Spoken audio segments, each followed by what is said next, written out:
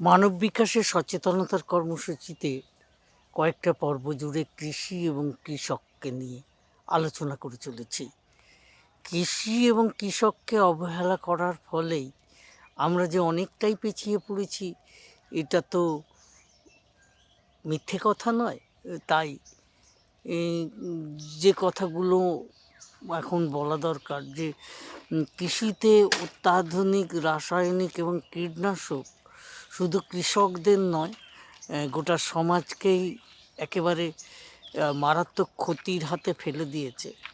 এর জন্য জৈব কৃষির অত্যাধুনিক প্রশিক্ষণ এর দরকার রয়েছে।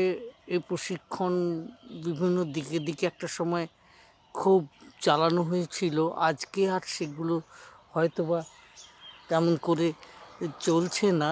আমরা বুঝছি, সেটা টের পাচ্ছি। তাই হয়তো আগামী পর্বে আমি কিছু জৈব কৃষি, তার ব্যবহার কেমন করে করব, এইসবগুলো আলোচনার দিকে যাব। তাই আলোচনায় যাবার আগে আমি আপনাদের একটু সাড়া পেতে চাই। সাড়া পেলে কাজটা ভালো হবে, এই আর কি। এই বলে আপনাদের নমস্কার জানাচ্ছি।